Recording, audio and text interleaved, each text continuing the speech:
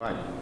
Sobre deísmo moralista terapêutico, fundo, vê o que o Christian Smith ele fala, porque pode ser uma você um trato, um relacionamento de você lidar com. É interessante. Raul disse Na maçonaria, né? Esse deísmo moralista. isso forte. Esse teólogo que ele vai falar aí. O teólogo Raul falou assim, ele falou, a igreja está cheia de tudo. Verdade. Porque todos somos. Veja que interessante. Unificação de protestante, vocês. Não sei se vocês já perceberam isso. Talvez já perceberam. No período do Concílio de Trento, que foi ela geral com os protestantes. Ruptura mesmo. Na doutrina, na teologia climática. E teve uma ruptura de apóstolo. Qual é o apóstolo preferido dos romanos? Pedro. Qual é o apóstolo que ficou para os protestantes? Paulo. Verdade.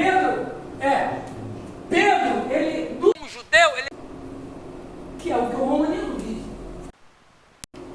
Paulo, mal é erradamente feita a leitura sobre ele, que era da graça, que apresentava a graça, é o protestante. A mensagem do protestante qual é? Pela graça, Sois salvo. qual é a mensagem do romanismo? Pelas Tem que obras. fazer alguma coisa para ser salvo do legalismo. Percebe? Então, a ruptura foi geral mesmo. O filósofo preferido antes da reforma, quem era? Platão. Aristóteles. Depois da reforma, no período da contra-reforma, qual foi o filósofo preferido? Aristóteles. Aristóteles. Quem era o representante filosófico aristotélico? Tomás de Aquino. Então foi uma ruptura assim, ó, um talo mesmo. E essas divisões carnais, que inclusive ali foi uma divisão que houve até morte, perseguição e morte, é o espírito corintiano. Agora, preste atenção, Ana. Nós estamos falando dos corintianos de uma turma que vivia numa cultura, de uma turma que a vida era pautada por um certo segmento, mas nos nossos dias não, porque teoricamente falando, a nossa cultura já é cristã, a cultura deles não era. Do mundo ocidental, sim. Exatamente, então no mundo ocidental, a nossa cultura é permeada de cristianismo. Tudo que você vive, eu vivo no ocidente, tanto de economia, quanto de vida pessoal, casamento, família. O pano de fundo que desce as leis, a Constituição, o Código Civil, é um pano de fundo cristão. Parece com os corintianos. Qual é o pano de fundo deles? O paganismo. Eles chamavam os outros de pagão, mas eles também eram, né? E eles, tanto quanto. Muito bem. Falando ainda sobre igreja, e eles daí não entendiam, 1 Coríntios 1, vamos falar sobre 18 a 25, alguém lembra? Não, cada um lê o versículo, por favor.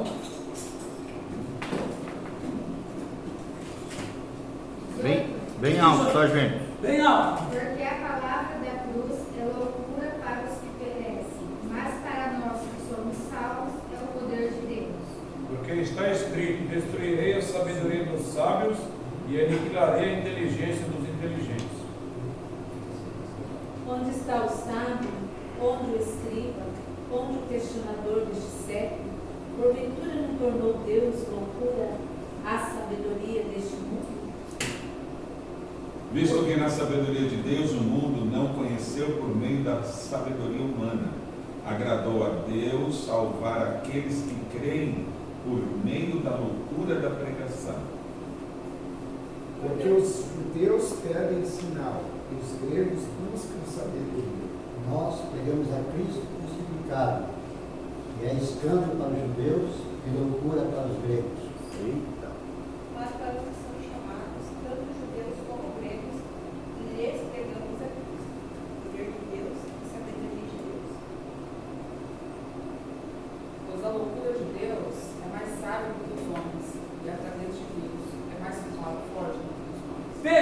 não ataca a filosofia e nem a sabedoria. O que ele ataca?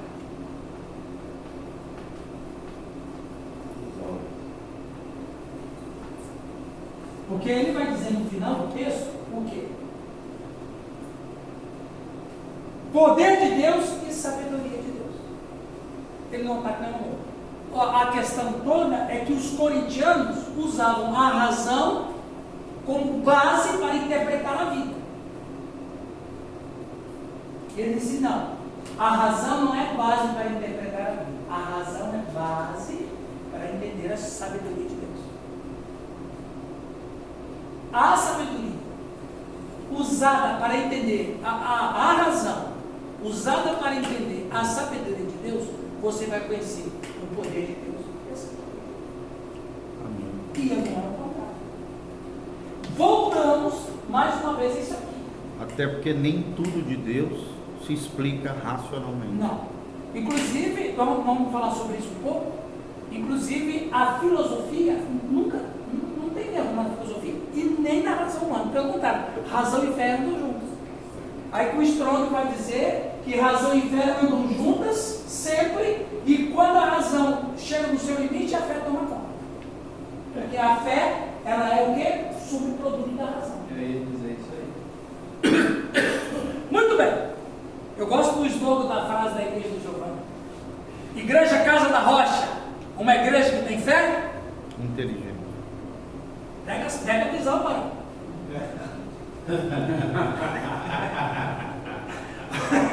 Vamos lá. Para Paulo, e gente, olha como que as coisas são tão interessantes e complexas na vida cristã. Ó, veja aqui, ó, para Paulo, a igreja era o templo de Deus. Porque a igreja era a sociedade, voltamos ao espírito de coletividade, a igreja era a sociedade em que o Espírito de Deus habitava. Então, o Espírito de Deus habita no templo de Deus, que são quem? A coletividade. Vamos lá. Se os homens introduzirem discórdia, luta e divisões na sociedade, nessa que é a igreja, e na comunidade da igreja, destrói o templo de Deus em duplo sentido. E aí às vezes as pessoas não entendem que Deus não vai perdoar quem destrói o templo de Deus. É matar alguém? Não, não é isso. Não é isso. A nossa visão tem que ser maior. Olha lá. Vou repetir. Se os homens introduzirem discórdia, luta e divisões na sociedade e na comunidade da igreja, destrói o templo de Deus em duplo sentido.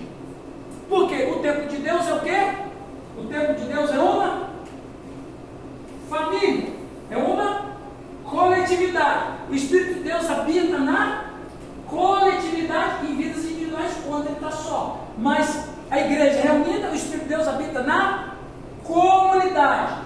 Se eu semeio discórdias na comunidade, o que eu estou fazendo com o templo de Deus? Destruindo. Olha que coisa séria. Outra coisa que eu escrevi para vocês pensar. O distintivo da igreja é o amor pelos irmãos. Devem sempre lembrar que aquele que destrói esse amor, olha a seriedade, e essa comunidade destrói a igreja, portanto o templo de Deus. Pastor, eu fico a pensar que se não tivesse aquela perguntinha de Pedro para Jesus, o que seria das igrejas? Né? Quantas vezes eu devo perdoar o meu irmão? Graças a Deus. Se não fosse essa perguntinha. O que nós pastores devemos, pegando o gancho que a Deus disse, o que nós pastores não devemos permitir é que uma sementinha da discórdia tome conta.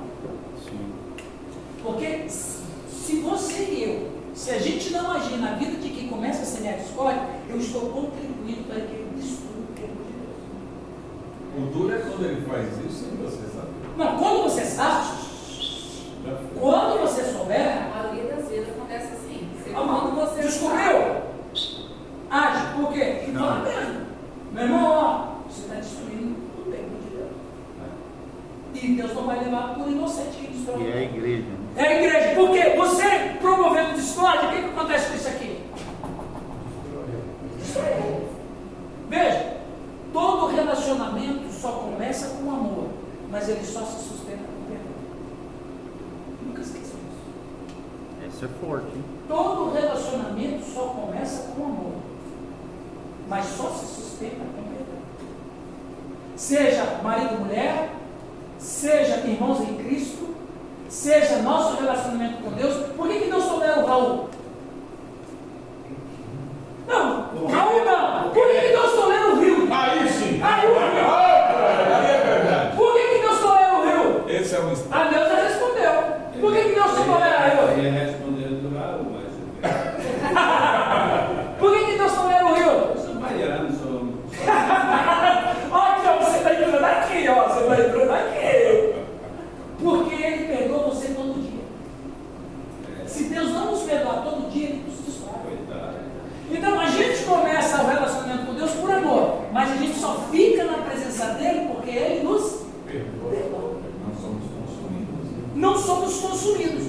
Agora, As misericórdias. olha a profundidade da coisa, exatamente. Então, a igreja de Corinto começou por causa de quê? Do amor de Deus. Mas ela está sendo destruída pelo quê? Por atacar esse amor. Aí entra aí a questão do perdão. Você quer acabar com o sectarismo? Quer acabar com a semente da discórdia? Perdoe. Perdoe. Isso aí é a base, né, gente, da nossa vida. Vamos lá. A causa ou raiz das divisões. Uma concepção errônea de sabedoria, 1 Coríntios 18, 3, 4. E do ministério cristão, 1 Coríntios 3, 5, 4, 13. Uma explicação sobre as várias denominações cristãs. Preste atenção, eu quero trazer isso aqui. Por que eu quero trazer isso para vocês? Um dia uma pessoa me falou assim: pastor, Deus é um só? É. Por que tem tantas igrejas? Mas quem diz que as igrejas estão divididas? Cadê o texto trono, né? Igreja, ela não está dividida, ela está diversificada. Espalhada. Exato. A igreja está diversificada. Uns têm uma teologia, outros têm outra teologia, mas o fio condutor qual é? Cristo. Qual é o fio condutor da gente? Cristo. Cristo. Cristo Jesus. É o fio condutor. Essa diversificação das denominações, muitas vezes, tem um ingrediente do poder e a falta do amor. Então vamos lá, essa denominação não conversa comigo, eu não convido esse, da gente, você entendeu? Cadê o amor? Né? Então nós não temos unidade, a gente tem união. Unidade não. Então não tendo amor, amor mesmo, que envolve o perdão, Sim. a humildade, Relacionamento. né, a mansidão, e não vamos ser hipócritas, não existe. Se não existe, não existe Cristo, o Espírito de Cristo. É verdade. Então a gente vive uma fantasia, aquele farisaísmo, eu estava no fundo, irmão. Estava na sua. E não pisa no meu terreno, não. E é verdade, não é? E agora? Então veja, você pode ter. Você pode, por exemplo. Veja, Apimentado. no século I existiam as igrejas locais. Ok? Cada igreja local vivia de acordo com aquilo que eles aprenderam e cresceram. Você tem problema de um? E uma por cidade. Mas veja, o apóstolo Paulo, quando ele escreve para as igrejas, ele não escreve uma carta para uma igreja que não é igual a outra.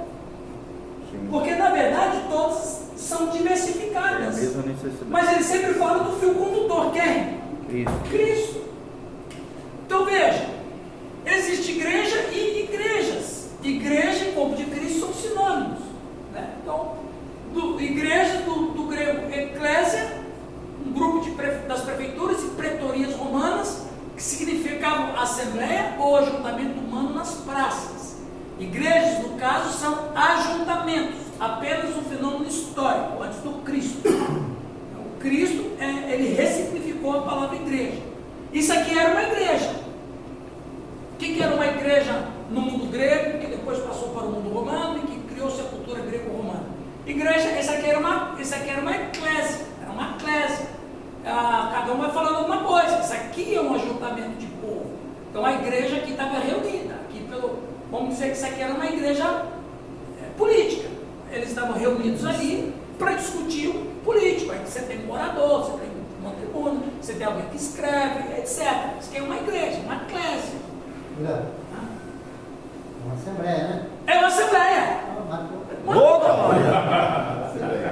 Rodopia. Então, igreja é um corpo que transcende em muitos dos ajuntamentos formados pela individualidade que converge a fé, esperança e amor para o Evangelho. A igreja e ninguém tem poder de separar a igreja.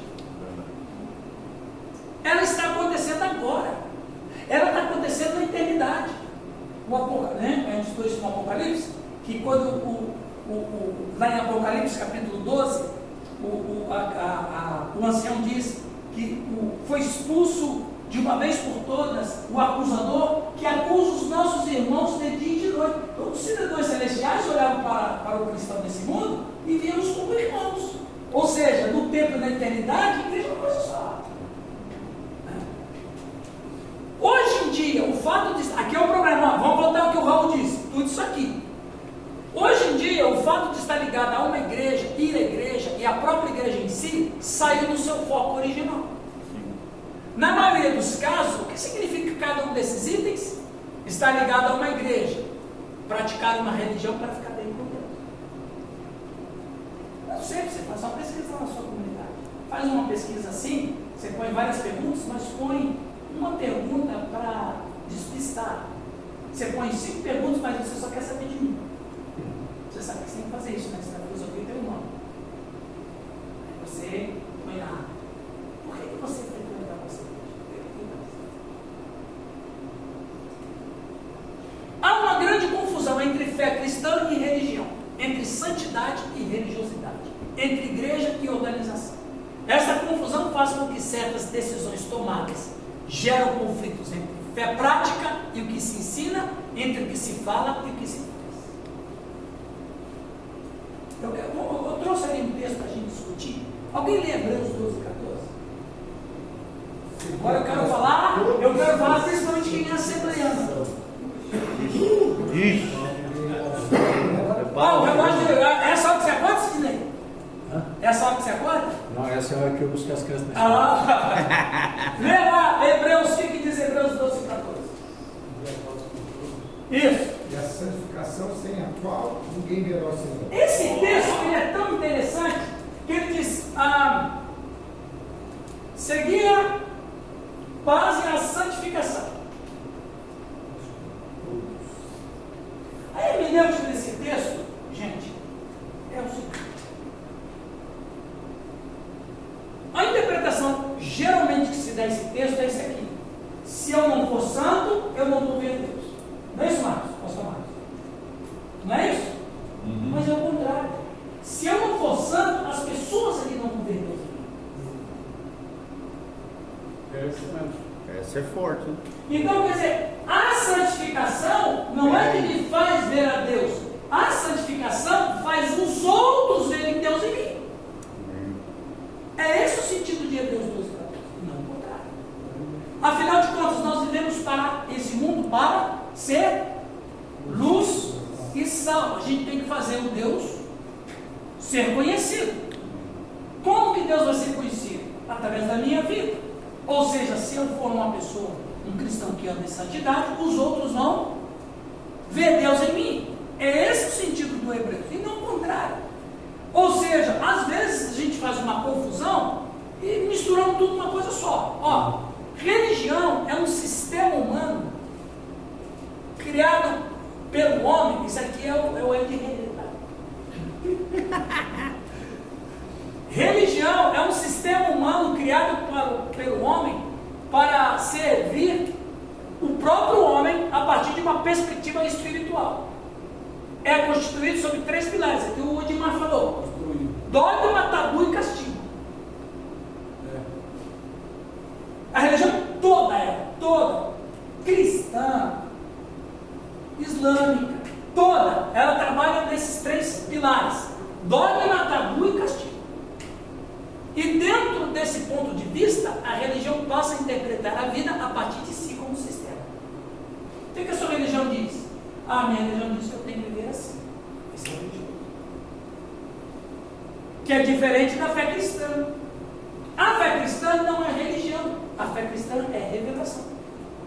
Nós vivemos por revelação. Lembra que eu falei aqui, eu gosto sempre de falar isso, que Deus só trabalha em 2 dias? Quais são esses 2 dias? Os únicos que Deus trabalha. O dia da visitação E o dia do Senhor. e o dia da vingança. O dia da visitação é hoje. O dia da visitação é o cordeiro, é o período do cordeiro. O dia da visitação é quando Deus está pronto para perdoar o ser humano. O dia da visitação é quando a gente prega o Evangelho. O dia da visitação é quando a gente encontra perdão. O dia da visitação é quando a gente encontra reconciliação. Mas o dia da vingança é o dia do leão. Ele vai vir para despedaçar os ímpios. Deus só trabalha em 2 dias. E a fé cristã, ela trabalha dentro dessa revelação. E não o contrário. Olha que coisa interessante, Edmar. A antropologia vai dizer, prestem atenção, a antropologia vai dizer que o mundo religioso, ele saiu do politeísmo para o monoteísmo.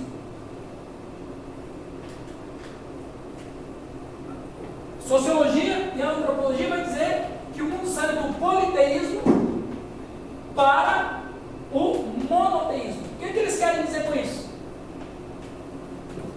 O que eles querem dizer com isso? Que o judaísmo e o cristianismo foi um atropelo na história.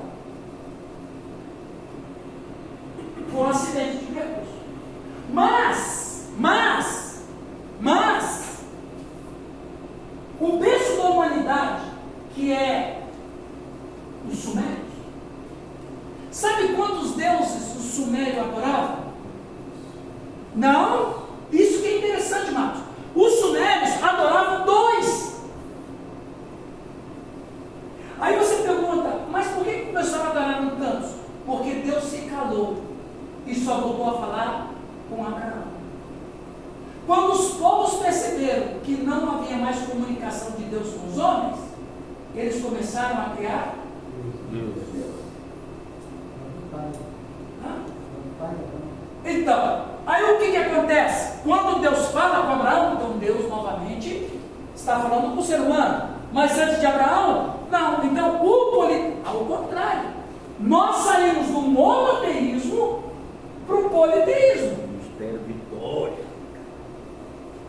Então, quando Deus se revela para Abraão, aí novamente volta o monoteísmo.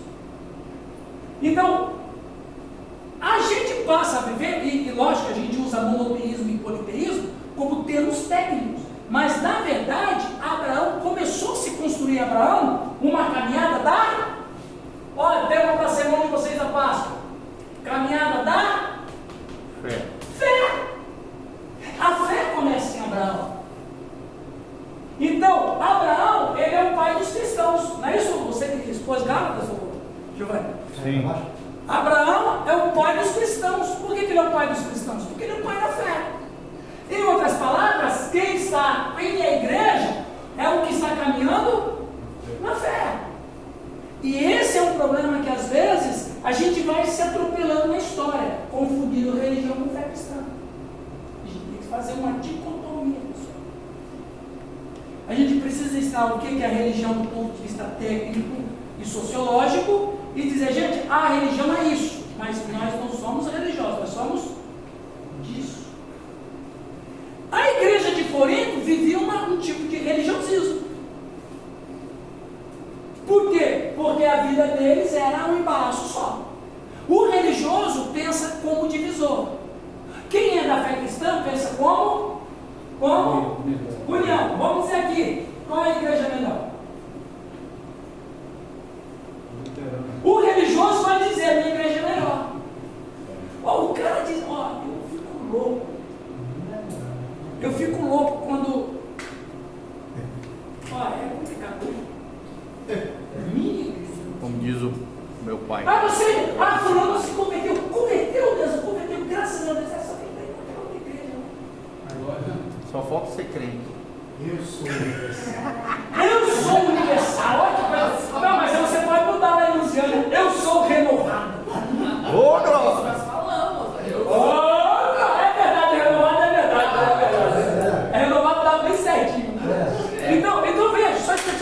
com a minha linha de raciocínio.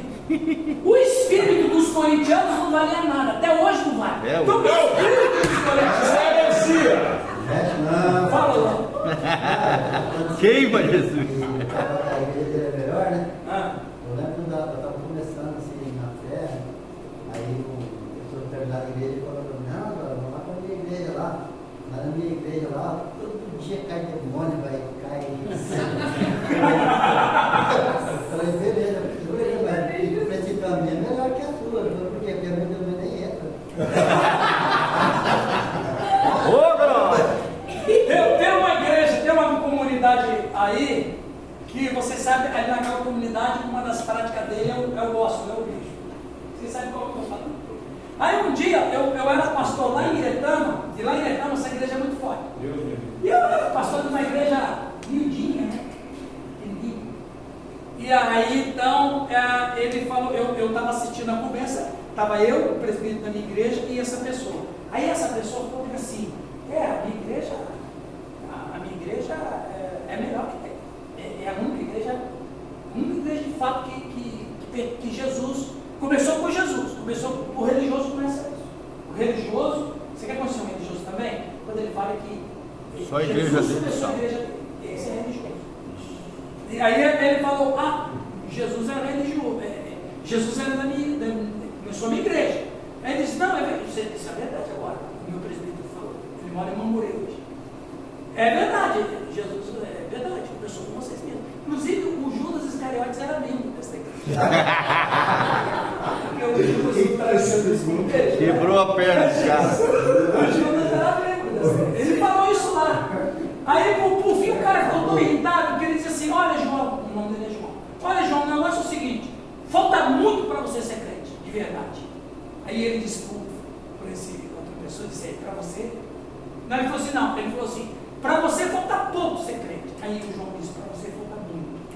Acabou com ele. Isso é o religioso. Então, o religioso, ele vai sempre ter o espírito de Cristo. dos coríntios.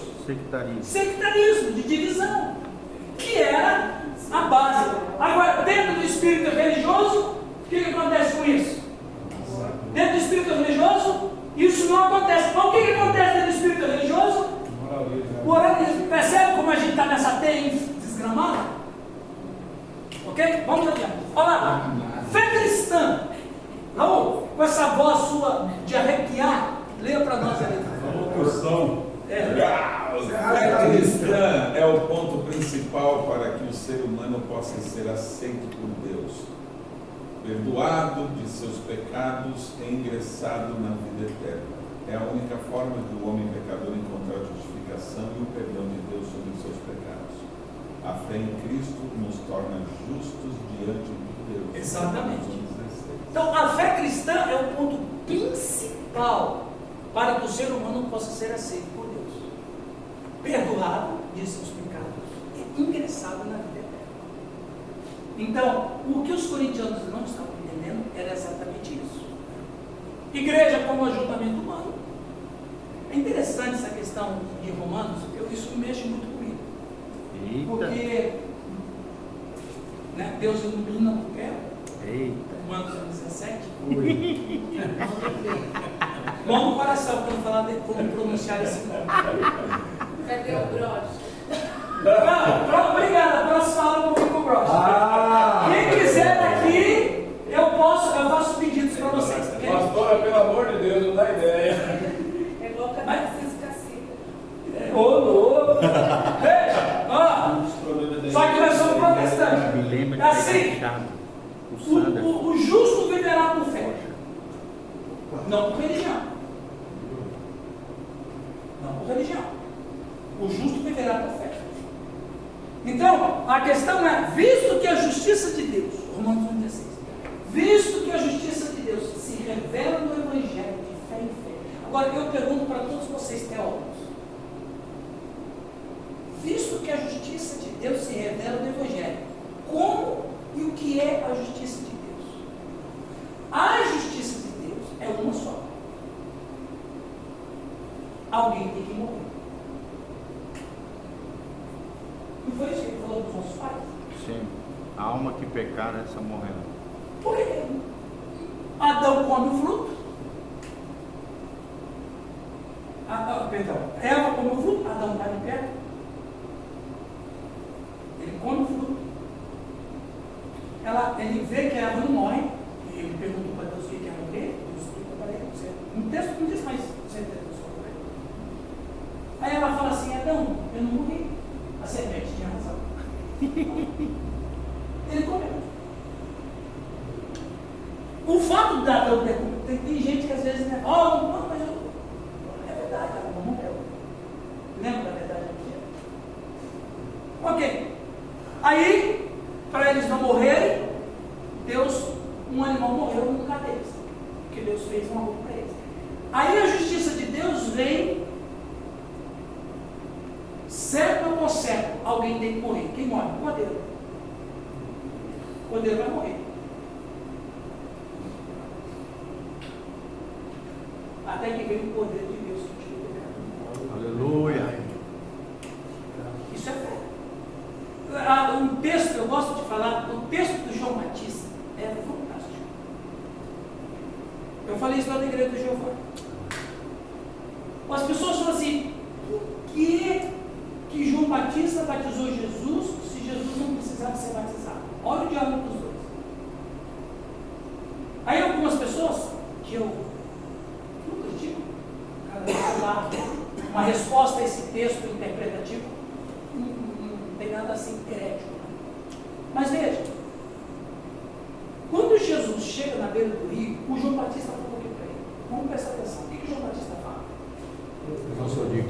Eu que tenho que ir a ti. Aí Jesus diz uma fala que às vezes as pessoas não lê, às vezes a gente não lê. Aí o que Jesus disse? Convém que assim seja. Convém que a justiça de Deus seja feita. Qual é a justiça de Deus? Alguém. Quem é o sumo sacerdote de Deus? João Batista. Ele era filho de Zacarias e Isabel. Zacarias era da tribo de Levi e a mãe dele era da tribo de Arão. Ou seja, sumo sacerdote só pode ser quem é da tribo de Arão. O templo se corrompe pelos romanos. Isabel, João tem uns 17 anos, ela vai para o deserto com os essênios.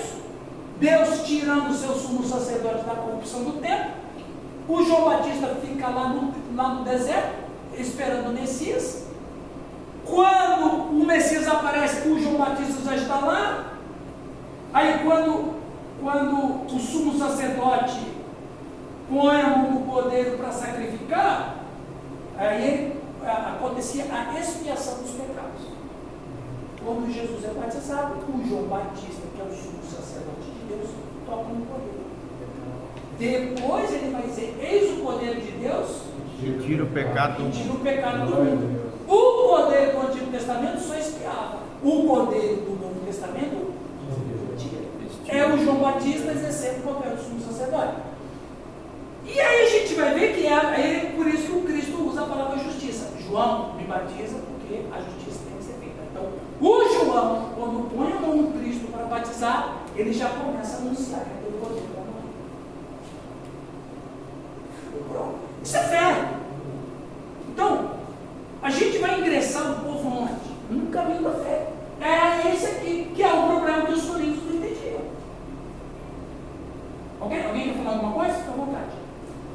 Eu poderia falar mais aqui sobre João Batista, mas só para a gente pensar. Aí Jesus tem uma admiração tão grande por João Batista, que as pessoas, quando começam a criticar o João Batista, Jesus repreende. Ele fala assim: E exalta. o que vocês pensam que vão ver no deserto? Um caniço agitado no vento? Não.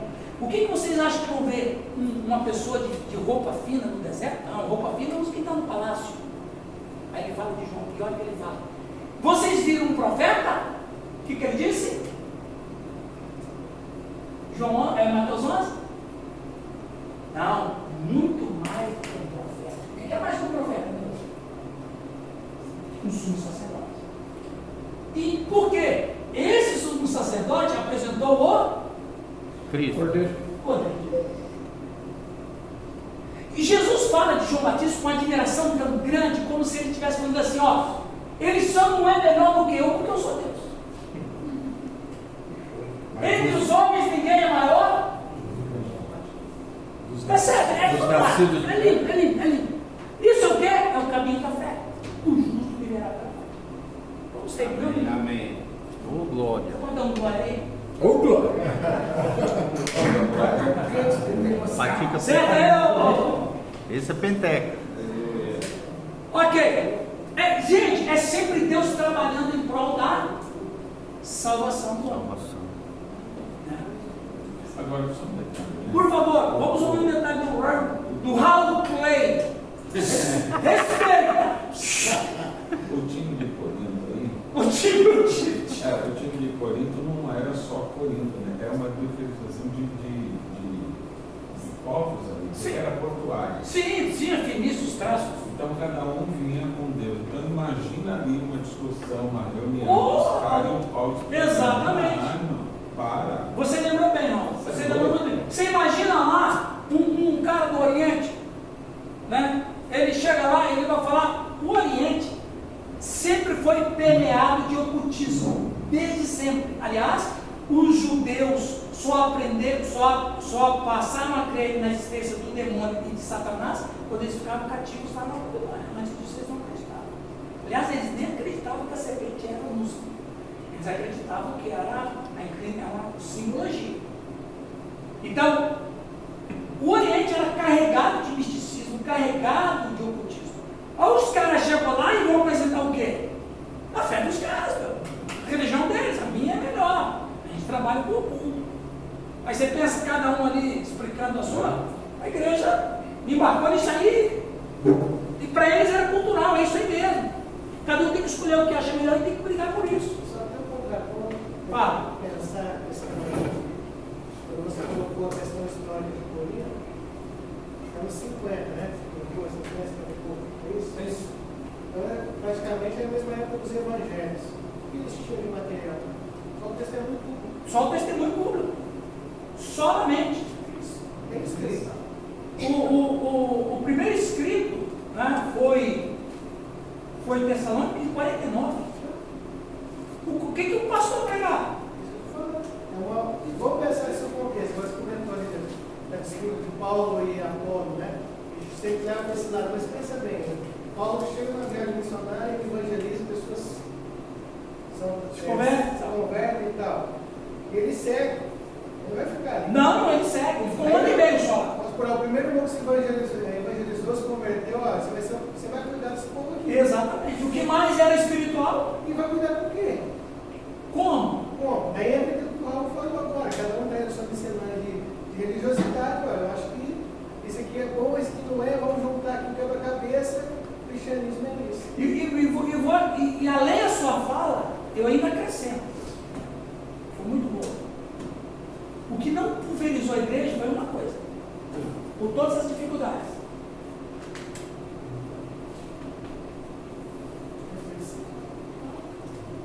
O que a igreja não foi pulverizada foi a presença do Espírito Santo. Porque, como eu falei, nesse momento assim, é fácil de falar assim da questão. Muito fácil. Mas se coloca no lugar, se contextualiza. Você não tem Bíblia, você não tem livros.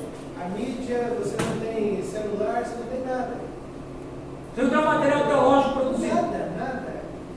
E aí, por isso, viu, Edmar, que eu vejo hoje muitos pastores pregando Corinto sem estar no mundo deles. Uma lente corintiana. Uma lente, você olha, observa o mundo, a vida cristã, como eu disse há pouco, nós temos um fundo cristão. Os caras não tinham. Era isso aí. Então veja, Cristo foi ascendido ao céu lá mais ou menos no ano 34. A igreja de Corinto apareceu 20 anos depois. Então quer dizer, você tem 30 a 40 anos.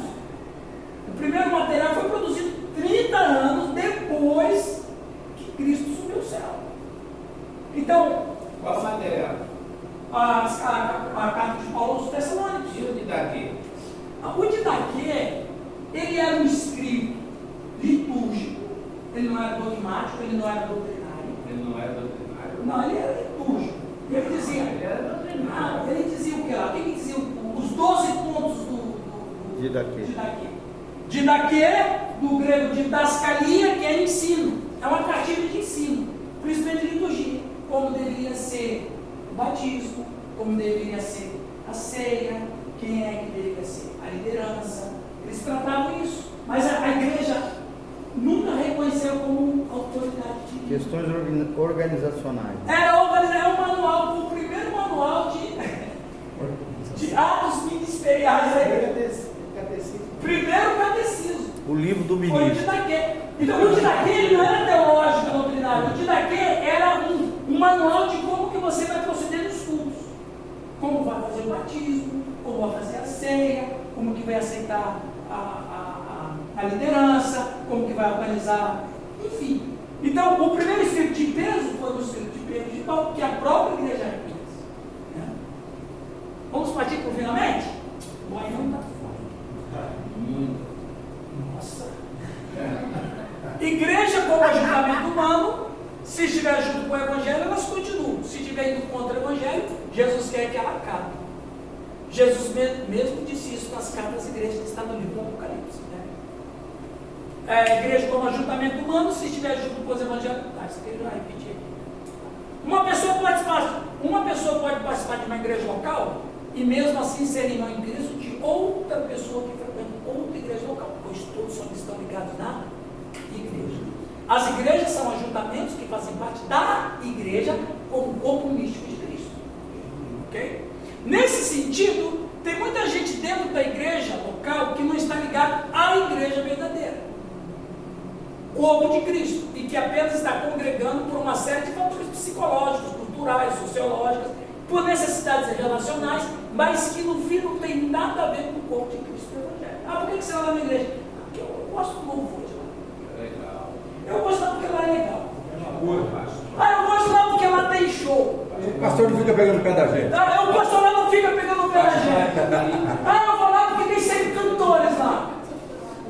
Eu vou lá porque sempre tem um pastor famoso lá. Eu gosto lá por causa disso. É um entretenimento, eu gosto, mas isso não é igreja. Pastor Rio vai estar lá. Você sabe que tem alguns irmãos que é terrível. Nós tivemos aqui, nós temos 2 igrejas em Londrina e não veio nenhum daqueles filisteus para o acampamento de retiro. Aí um falou assim, não, a gente não vai lá no acampamento não, porque nunca tem um atrativo lá, você chama um cantor, chama um cantor famoso aí e tal. Eu fiquei sabendo essa história. Eu até sei quem foi que falou isso. Eu estou querendo muito pegar. Fala quem foi o cara. Aí, eu vou dizer assim, por que você não foi num retiro aqui? Aí ele vai dizer, não tem um atrativo, não tem um cantor aqui. Eu vou dizer para ele assim, olha, a gente pode até contratar um cantor para vir, mas você vai pagar o preço. Você está reclamando porque vai pagar R$200, eu vou ter que botar 600 no preço do retiro. Você vai ver isso? Nosso jogo é amargo. Gostaram, né? Então veja bem, é aquilo, isso não é espírito de igreja. Então, eu vou lá porque. Aí entra aqui, viu? Meu Deus, eu me sinto bem. Terapeuta. É o terapeuta. Eu vou lá. Eu vou lá porque o pastor é gente boa. Então, se a pessoa vai lá congregar por fatores psicológicos, culturais, sociológicos e por necessidades relacionais, não tem nada a ver. E esse cara vai dar problema. Mas eu acho que é inevitável isso não acontecer. Não, vai ter, com certeza. Porque o início, todas as pessoas, elas vão para a igreja debaixo de uma expectativa. Se elas já tiveram uma visão pastoral, elas gostaram do pastor, por isso elas vão lá. Se elas estão doentes, elas vão porque elas querem receber uma bênção e receber uma oração. Eu não vejo nada errado nisso. Eu só vejo errado ela permanecer dessa forma, ou seja, é uma pessoa com um tempo de igreja já fazendo parte da igreja, não tem uma consciência que ele faz parte da igreja, ele não precisa de atrativo nenhum. Exatamente. Volta no slide. Se o cara continua sempre assim, tem coisa errada com ele. E aí vai dar problema lá. Paulo Borges, Pode falar. Paulo Borges Júnior diz que a igreja não é lugar de dar, é lugar não é lugar de receber, é lugar de dar. E a gente vai só para receber. O problema Ou seja, de Jesus é só isso. Sabia? Um contraponto ali. A igreja de Jesus no Novo Testamento, as pessoas não eram essas? fez o quê? A igreja de Jesus no Novo Testamento, no ministério de Jesus, as pessoas não eram essas? Pode. Os psicológicos, Claro. doentes, enfermos, paralíticos, rejeitados da sociedade. Sim, não, porque a igreja só nasceu depois do Pentecostes. Não, sim, mas Agora, quem procurava por Cristo eram pessoas que tinham passado por todas essas situações de mazelas, mas não tinha aquele conceito de igreja que só acontece no dia do Pentecostes, porque ele fala lá em Mateus 16 sobre essa pedra edificarei o que aconteceu. Agora, aí é o que o Rio falou. Agora, se o cara chega na igreja por causa dessas motivações, de 2 anos que o cara está lá e continua assim, tem uma coisa errada. Ele não entendeu o discipulado. Ou não foi discipulado. Ou eu não quero nem discipular. Aí entra o pragmatismo. Eu quero ele do jeito que está, quero ele está vindo aqui, está dando dízimo. Mas aqui, ó, dentro do seu quadro aí, a gente falando de Roma, né? A nossa igreja hoje, ela é romana. Tá, o seu amigo... Olha, a tese dele aqui, viu, pessoal? Presta atenção, hein? O seu amigo Lutero, Não, peraí. ele... Quem sou eu? Eu estou longe disso. Oxalá, né? Aí, ó, tá vendo? Já não pode chamar de amigo. Eu estou longe disso, eu não me sinto digno. Já não pode chamar Eu vou de falar. amigo. Então, o seu senhor Lutero, ele reformou a teologia. Tá, mas ele trouxe a liturgia. Isso, conservou a liturgia. Isso. Banco, clero, dia, os paramentos, etc., que é a nossa igreja hoje. Ela é romana. Não, a liturgia na igreja luterana, ela conserva a liturgia. O pastor usa o talar, eles têm vela no altar, entendeu? Inclusive são testemunhos. São testemunhos. Só não tem o santo. Eu preguei numa igreja luterana esse final de semana. Alemã. Alemã. E quando eu terminei a pregação, a vela do altar, ela não tinha só derretido, mas derreteu o próprio derretimento dela. Nossa. Aí Que poder. a irmã chegou e falou assim: olha aqui, pastor. Eu falei, ó, se vocês falavam que a pregação durava até a vela acabar, eu parava. Na próxima vez, vocês põem uma vela de 2 metros. 7 dias. Então, eles conservaram os paramentos. Mas a igreja reformada não. Destruiu os paramentos. Lá, por exemplo, a igreja luterana ali e as outras igrejas, a gente não tem crucifixo, a gente não tem vela no altar, a gente não usa talar. Mas você tem altar. Sim. Tem o altar, as cadeiras dos chefes, o chefão, é 10 metros longe do povo é para lá. Sim, então sim, você sim. tem o átrio, o lugar santo e o santo do santo onde fica lá. Né? Então a igreja judaica, ela tinha discussão. Sim. O mestre estava lá e se discutia o que estava. A nossa não se discute. Você falou a verdade, todo mundo Roma sabe. locuta finita causa est. Mas Jesus, de vez em quando, entrava no barco Isso. e ia na água para ficar longe da multidão. Já pensou? E ministrava longe. Aí, Não, e vamos Tem hora no povo aí que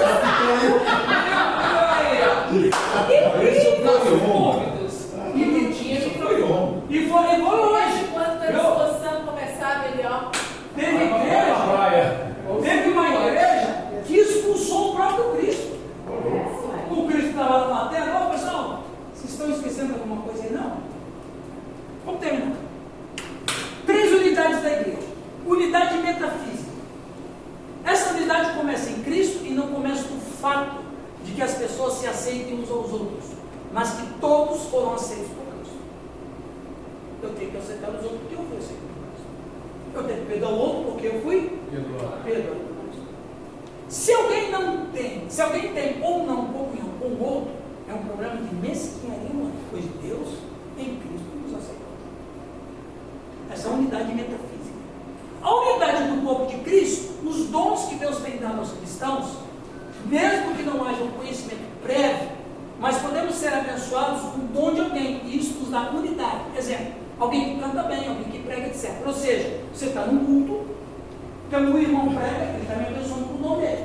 Eu vou cantar, eu vou abençoar o dom que eu tenho. O outro tem revelação, ele vai me abençoar com a revelação que ele tem. O outro tem livro, ele vai me abençoar. Percebe? Isso forma uma unidade da igreja. Os dons servem para abençoar uns aos outros. É unidade no corpo de Cristo. E unidade física e histórica. Mesmo havendo igrejas das mais variadas, presbiteriana, luterana, batista, eu luterana ali tem encaixado só para provocar vocês. Que haja a possibilidade de um convívio sadio e santo, e que a cidade onde tais igrejas estão inseridas possam ver um grupo unido no essencial. Ok? Dentro dessa perspectiva de igreja, existem dois tipos únicos de igreja. A igreja invisível, que acontece na eternidade, que acontece por causa do sangue do Cordeiro, e que liga todos os cristãos do passado, do presente e do futuro, onde não há placas denominacionais e onde prevalece o sentido místico e espiritual. Igreja não é prédio, não é parede. Na verdade, Deus é um Deus vivo e quer morar em casas vivas. Existe a igreja local, organizada, onde a pessoa é discipulada, batizada, oficializada, onde ela tem responsabilidade espiritual, grupal, corporativa e financeira. Mas esta forma de igreja não está acima da primeira. Ela só existe para poder atuar no mundo social organizado, onde tem que ter CNPJ e ser reconhecido pelo governo. Esse é o tipo de igreja. Tá? Para concluir esta colocação em duas perspectivas. As mais variadas igrejas e suas diferenças são apenas preferências de organizações de igrejas, mas estão unidos naquilo que é essencial. Mas sempre vendo as periferias doutrinárias se perdem nisso. Exemplo, uns administram a igreja com presbíteros, outra conjunta de diáconos, outras com a congregação, etc. Estamos separados por algumas perspectivas doutrinárias diferentes. Exemplo, um pensa que tem que ser batizado por imersão, o outro por aspersão e derramamento. Quando alguém fica cheio de Deus, uns dizem que foi batizado pelo Espírito Santo, outros dizem que é plenitude do Espírito Santo. Quando alguém está cheio do Espírito Santo, uns dizem que deve falar em línguas, outros dizem que deve ser uma vida moral, uma boa conduta, e etc. O Hubertus Meutenius, teólogo luterano do século XVII, nas coisas essenciais, unidade. Nas não essenciais, liberdade. Em todas as coisas, rapaz. É mesmo. Não, tira não, volta lá. E na verdade isso é um lema Da reforma. universal. O próprio apóstolo Paulo ficou a respeito. Isso, exatamente. Você vai encaminhar no grupo? Vou colocar no grupo, vou colocar no slide. Cara, todos os slides. Falei se eu estou devendo no slide, não, né? Ah, devendo sim. Então não esqueça. Nas coisas essenciais, unidade. Nas não essenciais, liberdade. Em todas as coisas, amor. Ok? Vamos parar aqui? Aí, Matheus. Para responder Deus responder as orações do rio, vamos. Amém, irmãos? Amém. Queridos, vamos orar a Deus. Falta pouco tempo para o almoço. Vamos ter um tempo de oração agora. Maravilhosa a aula de hoje. Glória a Deus, né, irmãos? Sempre. Obrigado. Sempre que Deus seja glorificado. Sempre. É verdade, pessoal, na